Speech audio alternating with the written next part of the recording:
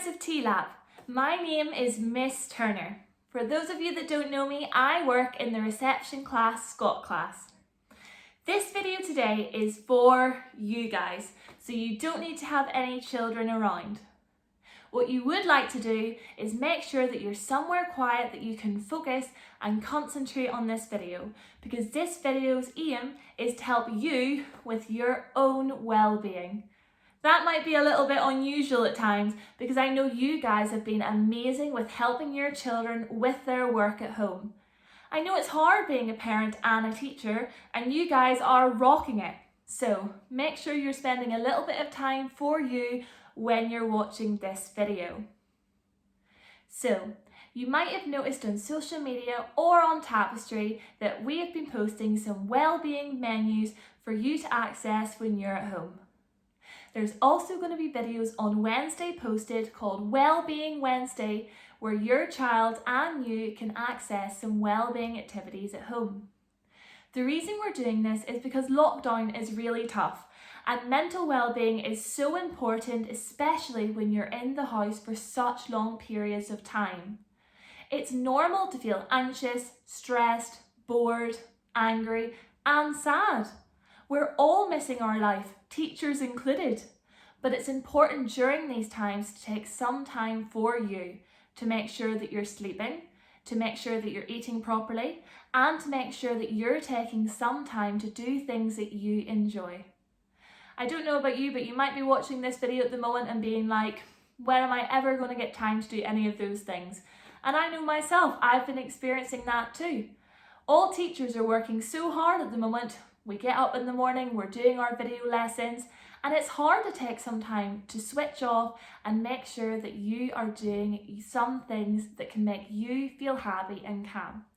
So this video today is to give you some suggestions of things that you can do at home which can help you in times when you're maybe feeling a little bit overwhelmed, a little bit angry, or a little bit stressed.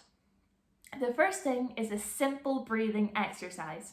Excuse me if I look a little bit silly when I'm demonstrating this to you, but it's something that I've been using during lockdown, especially at night time when I've been trying to sleep.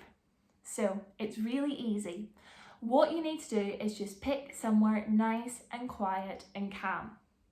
If you're in your bedroom at night time doing this, it's probably one of the best places. But we can use this breathing technique at any times if we're feeling overwhelmed and stressed. You might even want to go on Spotify or YouTube and put some relaxing music on in the background when you do this activity. All you do is breathe in and breathe out. You can use your nose, or you can breathe in your nose and breathe out your mouth. I personally find it more comfortable when I breathe in and out of my nose. Some people might find it completely different, but it's up to you.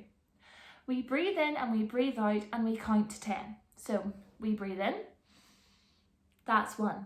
We breathe out, that's 2. We breathe in, that's 3. We breathe out, that's 4. When we get to 10, we go back to 1 again. You might be thinking, Miss Turner, that's a little bit simple. And it is.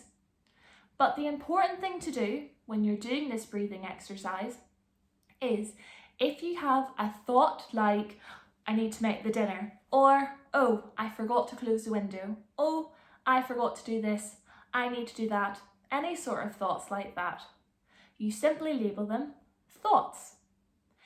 If you start feeling a bit anxious, a bit sad, a bit angry, any of those emotions, you label those feelings. So we've got thoughts and feelings.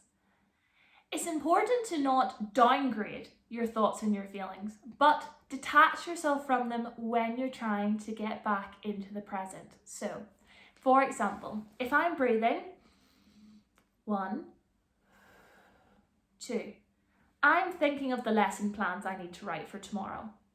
So I'll label that thought. 3, 4. I'm feeling a little bit hungry, maybe I need a snack. I'm going to label that feeling. 5, 6. You continue doing that a couple of times. If you're doing it before sleeping, you might find yourself drifting off to sleep. That's usually when I do it most. If you're finding yourself using it, if you're trying to calm yourself down, if you're feeling a bit overwhelmed, don't forget those thoughts and feelings, but at that moment in time, just try and let yourself breathe in and out to calm yourself down. So that's one little tip I have for you at home, that breathing technique. If you'd like more breathing techniques, keep an eye out on the wellbeing menu because I will be including some of them for your children and yourself to do. So, the second thing I'm going to suggest to you is making sure you do have a little bit of time for yourself. If you're working at home, that's probably very difficult. I know myself. I find myself, even when I'm not meant to be working, I'm still working because sometimes I think, what else is there to do? Make sure you're separating work and leisure. For you, it's going to be work, teacher, and family time. Make sure that you are having time for yourself and your family. That is very important and probably something that a lot of people are telling you. But make sure you really do take that time. For me, in my time off, I love lighting and smelling candles. That's my favourite thing. I have been living in fluffy socks because I really enjoy just the sensory feeling of anything fluffy in my body. I love putting on my fluffy hoodie if I'm ever feeling a little bit overwhelmed or stressed. You can do things like this as well. Simple moments in the day where you can take a little bit of time for self-care and self-worth because you are very important. The final thing I would recommend for you is making sure that you're doing hobbies or things like that that you enjoy. It's really easy for days to merge in and continue on and feel like they blend into one. So make sure you have an eye out for the well-being menu because in that there will be activities that you can try at home. For example, this week I've challenged you to try something new. Maybe you could try and bake a new recipe that you've never baked before. Maybe you'd like to just watch that documentary or movie that you've been putting off for a really long time. Maybe you'd like to spend a little bit of time with your family doing a fun craft. It's important to make sure you make time for these things as well as work or home learning because these things are the things that are going to help you get through. I hope that these have been a little bit helpful for you in this time. Please make sure that if you like this video, to keep an eye out on the wellbeing menu, and if you have any suggestions, feel free to email them on and I would love to be able to try and include them. Take care and I hope to see you very soon in our next wellbeing video. Remember, you are doing amazing and keep up the fantastic work. Take care and I'll see you soon. Bye!